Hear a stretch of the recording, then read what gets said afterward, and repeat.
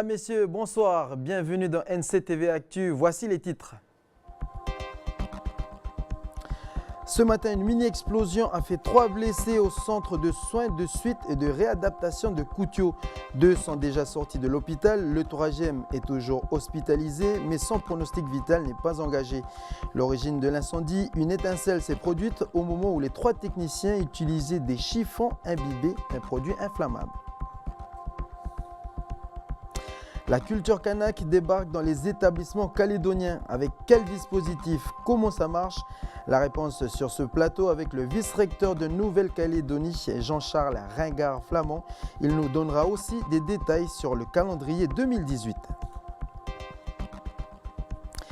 Et enfin, elle s'appelle Cheyenne. Elle souhaite faire des études de géomatique. Comme sa branche n'existe pas au pays, elle doit partir en France. Et pour décrocher son diplôme, elle compte faire appel au gouvernement pour obtenir une bourse d'études.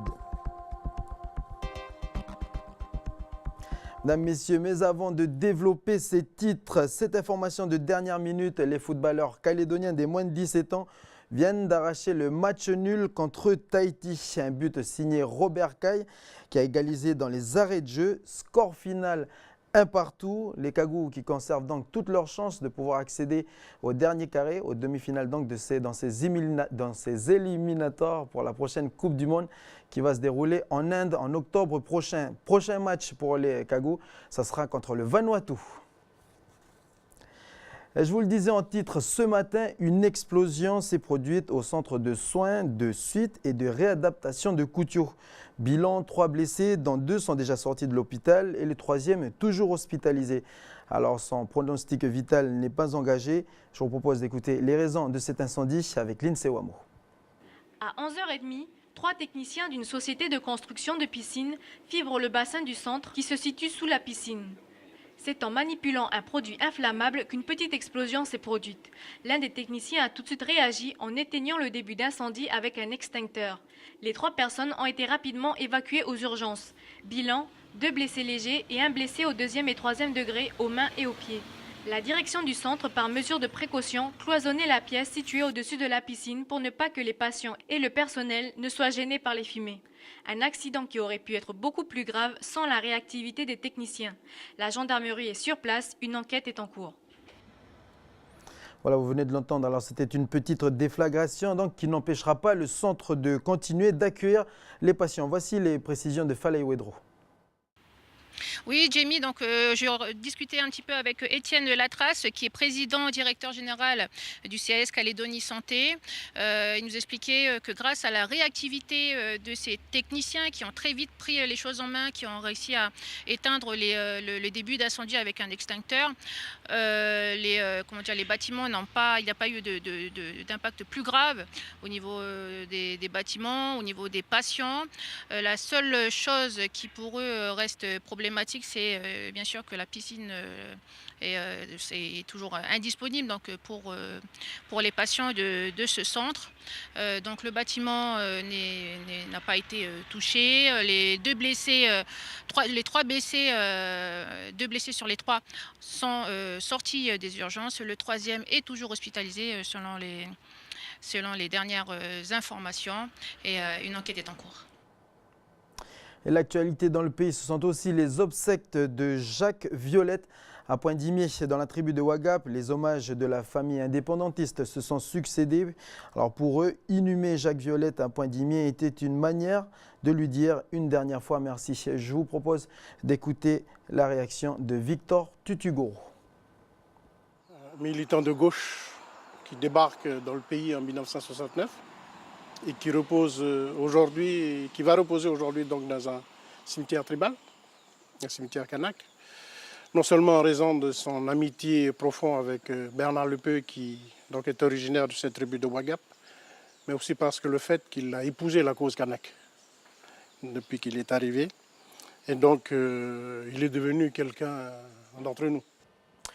Aujourd'hui, chez le forum de déroulé dans l'hémicycle de la province Nord avec la présence du vice-recteur Jean-Charles Ringard-Flamand et d'Hélène Yekawe, membre du gouvernement en charge de l'éducation.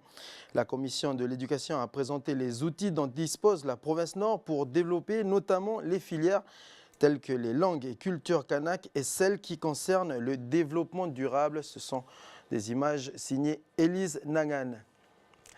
Jean-Charles Ringard-Flamand, vous êtes le vice-recteur, mais également le directeur général de l'enseignement. Bonsoir. Bonsoir. Et merci d'être avec nous. Alors, quels sont les outils pédagogiques dont dispose la province Nord pour enseigner la filière comme langue et culture kanak? Oui, alors ce qu'il faut dire, c'est que les langues et cultures kanak constituent une des priorités fortes du projet éducatif de Nouvelle-Calédonie.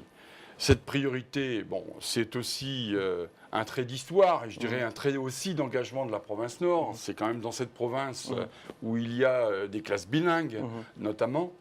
Mais pour cette rentrée, en particulier 2017, la grande nouveauté, c'est qu'on structure cet enseignement, on codifie cet enseignement, ce qui est un point essentiel. On le codifie de deux manières.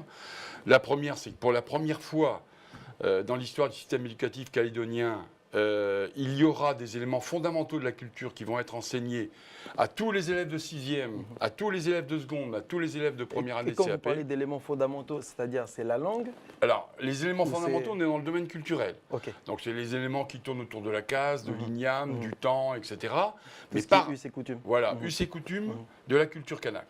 Mais de manière, ce qui est un point important, c'est que ces us et coutumes, cette approche culturelle, doit être enseignée pour tous les élèves. Donc c'est dans leur emploi du temps, c'est dans l'emploi du temps de tous les élèves de 6e qu'il y aura 1 heure en quinzaine pour ces éléments-là. Donc c'est constitutif. Alors à qui vous allez faire appel justement? À des professeurs d'origine kanak? Oui. Ou c'est ouvert à tous les professeurs titulaires? Non, c'est naturellement ouvert à des enseignants qu'on a recensés dès le mois de septembre 2016, à partir desquels on leur a fourni et des outils pédagogiques et à la fois de la formation. Parmi les outils pédagogiques, ils disposent là, très récemment, c'est-à-dire c'est parti avant-hier, du premier guide pédagogique sur les éléments fondamentaux de la culture kanak. Par ailleurs, je rappelle que l'année dernière, nous avions sorti en mars 2016 les programmes sur les 4 langues enseignées particulièrement au collège, la Tipatin, Dreu et Nangone, qui, je le rappelle, sont 4 langues qui sont évaluées au baccalauréat. Ça, ce sont des supports manuels dont on va faire usage, les professeurs qui vont enseigner cette filière. Alors justement, j'aimerais que vous regardiez ces chiffres, monsieur le vice-recteur. Alors sur 1800 professeurs du second degré dans la fonction publique, seulement 64 sont kanak. Alors c'est un peu plus par rapport à l'année dernière, mais avant cet entretien, vous me disiez que c'est encore très peu. Alors ce qui est clair, c'est que ces chiffres méritent, me semble-t-il, 3 commentaires. Alors la première, c'est qu'on a seulement, je dis seulement, 64 enseignants d'origine kanak qui sont soit professeurs des collèges et lycées, soit professeurs de PS, soit professeurs de lycée professionnel. 64 sur 1800, c'est trop peu. C'est trop peu parce que ça ne rend pas compte des caractéristiques de la société calédonienne. Si nous étions, je dis bien si nous étions dans une forme de parité, on ne serait pas à 64, on serait plus proche de 800, c'est-à-dire de l'ordre de 40%.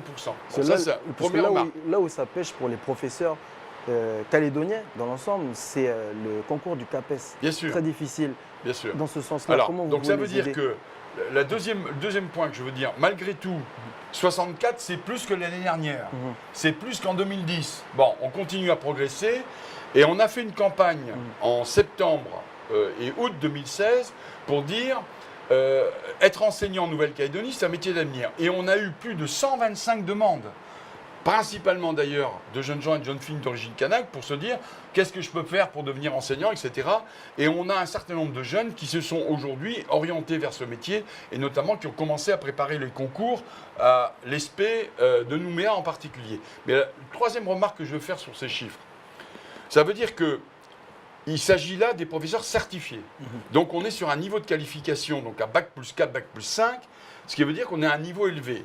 Concrètement, il nous faut malgré tout, parce qu'il y a beaucoup de maîtres auxiliaires dans notre territoire, 20% des enseignants du second degré sont maîtres auxiliaires, il faut malgré tout qu'on développe un plan de stratégie et d'adaptation pour faire en sorte que les maîtres auxiliaires soient des professeurs désormais certifiés. Donc quand est-ce qu'il va voir le jour ce plan à la professionnalisation. Quand est-ce qu'il va voir le jour ce plan? Et on le met en place dès cette année. On le met en place Ah dès oui, cette année. oui, dès cette année. Affaire à Absolument. suivre. L'actualité, monsieur le vice-recteur, je vais y arriver. L'actualité de la semaine, c'est la rentrée des classes. Et au lycée de Doneva à Wailou, la rentrée a été décalée d'une semaine, donc la semaine prochaine. Est-ce que vous pouvez nous certifier que les étudiants, que les élèves de Wailou vont bien rentrer Alors, la semaine prochaine, c'est Qu'on sûr. qu'on vite fait. s'entende bien, il s'agit donc du lycée privé agricole d'Oneva, C'est qui ça, est à oui. Wailou, Mhm. qui malheureusement, vous le savez bien, A été victime était des dans une inondations. zone Oui. de forte intempérie lors malheureusement Il y a 3 mois. des oui. situations dramatiques du 22 novembre. Bon, je veux dire parce que j'ai vu cet établissement le 5 décembre et comme vous le savez dans les visites de rentrée avec Madame la ministre et le membre du gouvernement, on est à Wailou donc demain. L'idée c'est d'abord de dire à ces équipes qu'ils ont fait un travail remarquable de réhabilitation des locaux, de réaménagement des salles de classe. Donc il faut saluer ces équipes de Doneva. Première chose. Qu'il y ait une semaine de retard différé, c'est juste pour affiner ce qu'il y a à affiner. Tout est affiné, donc la semaine prochaine. On est dans une il y phase aura la vraiment rentrée des classes. d'affinement des conditions de rentrée. Et puis enfin, troisième point, nous allons y aller, y compris avec la directrice des affaires agricoles qui a en charge le suivi de cet établissement demain. On va pouvoir constater s'il y a des aides complémentaires à apporter. Si franchement il y a des aides complémentaires, on les apportera. L'essentiel, c'est que les enfants rentrent dans une semaine, comme le souhaite d'ailleurs le directeur de l'établissement. Dernière question, monsieur le vice-recteur. Alors, à propos des rythmes scolaires, tout au long de l'année dernière, la CFE-CGC a organisé un sondage auprès de la communauté éducative. Alors, le calendrier qui a retenu le plus de votes fait apparaître une rentrée plus tardive, le 26 février 2018, comme on peut le voir à l'écran, et des vacances d'avril et d'octobre d'une seule semaine. Êtes-vous favorable à cet allongement des grandes vacances? Une réponse rapide, claire et concise. Alors, claire et concise, je n'ai pas à me prononcer sur le calendrier. Ça, c'est le résultat d'une consultation et c'était une des hypothèses qui mérite attention. Une des hypothèses, alors, qui va faire l'objet, à la demande du gouvernement, donc à la demande de Mme Yekawe, qui va faire l'objet d'une consultation, si je puis dire, de la commission éducation et culture du Congrès, Donc, rien n'est encore statué. au mois de mars. Ok. En fonction de l'avis de la commission éducation, le gouvernement dont c'est la compétence prendra un arrêté du calendrier. Quel calendrier? 2018, 2019, 2020. Sachant que, une petite précision, calendrier et rythme scolaire Bien sont sûr. deux choses Absolument. distinctes. Monsieur le vice-recteur, merci d'avoir accepté cette invitation. Merci beaucoup et ravi d'avoir pris connaissance à la fois de vos murs et de votre nouvelle installation. Et on continue avec le feuilleton de la semaine. Il est consacré aux formations professionnelles. Partir en France pour étudier un long parcours semé d'embûches pour les étudiants calédoniens. Et le premier obstacle, eh bien, c'est de faire les démarches auprès des institutions du pays pour obtenir une bourse. Océane Zobler a suivi une étudiante qui effectue justement une demande de bourse. On regarde.